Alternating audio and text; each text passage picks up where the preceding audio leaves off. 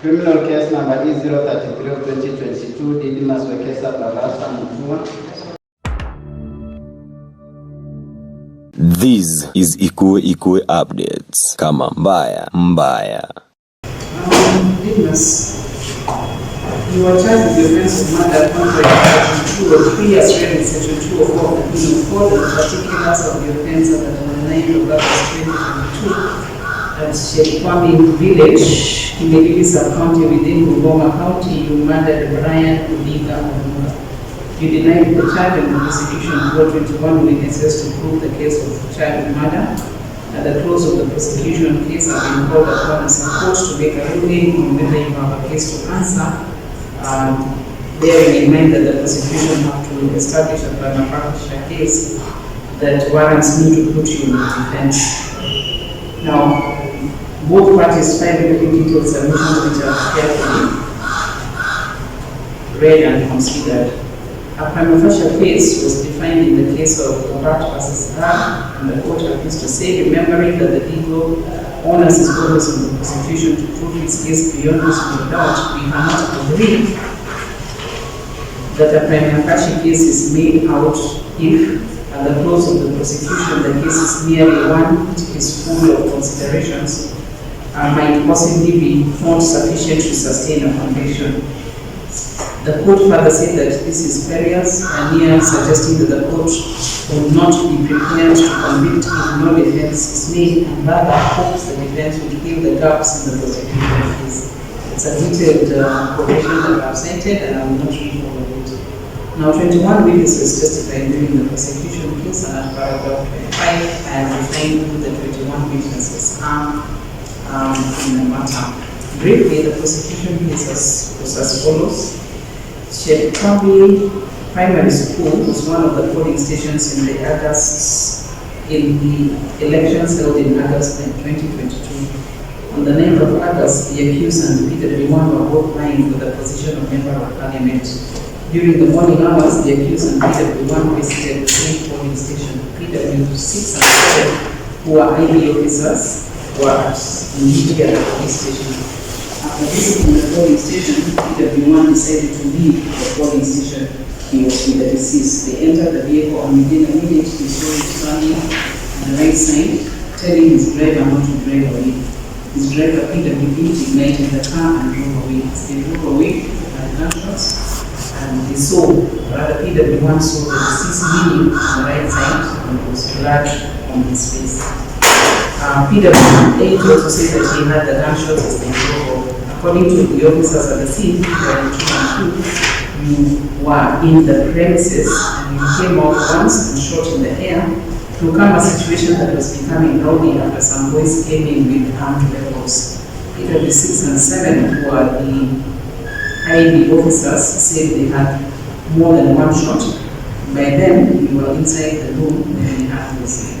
The 2 officers and the IB officers were supposed to return back to the classroom. None of these witnesses saw you shoot the deceased, nor did they see you move towards the vehicle which he was driving.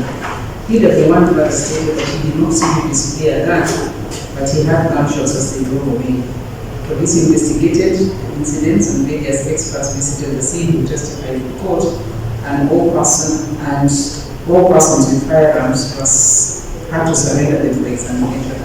The police wanted to establish if the gun that you had in was one of those that was used to shoot the deceased. After submitting was done with the deceased and bullet fragments were retrieved for examination.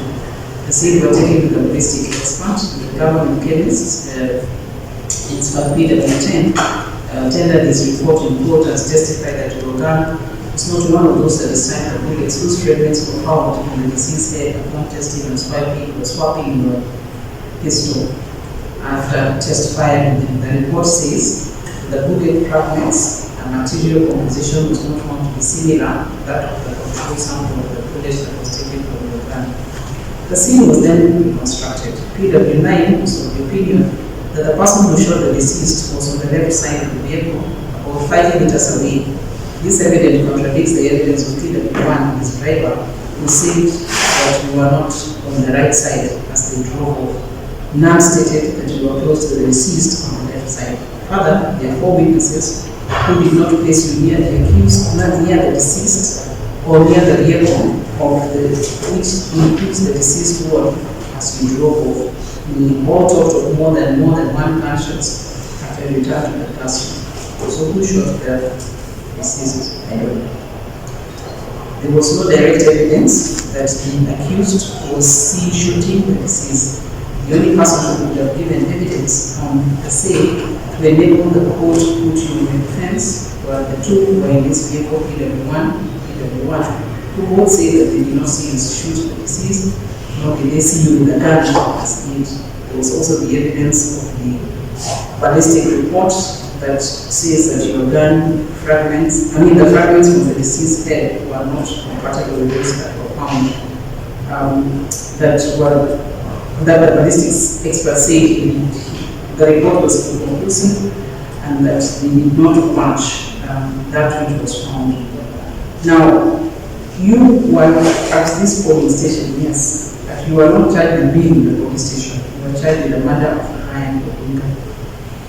In the case of Abdi, the public versus Abdi, the court clearly said that for the prosecution to establish a prima facie case, there has to be evidence, and the prosecution cannot lay hopes that, I'm just paraphrasing, that the defense will fill in the gaps in the prosecution case.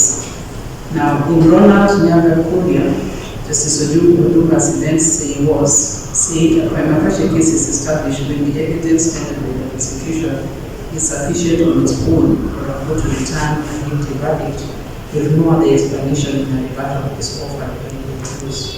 Now, the prosecution at the close of the case is required in this court to persuade this court that it had extended sufficient evidence to place you on your defense, such that if you wanted to keep quiet, I would have no option but to convict you. There was no direct evidence, as I've already stated. There is also the evidence of the government analyst reports that completely throws off the prosecution case against you. In my view, putting you on your defense will call you to clarify the gaps in the prosecution case. The evidence adduced by the prosecution does not connect you to the death of the deceased, and therefore put you on the offense under section 361 of the Penal Code. You're free to go against the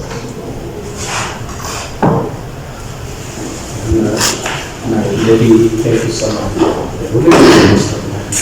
We will pray for another opportunity. At the end of the Okay. Thank you so much. Your hand. Miss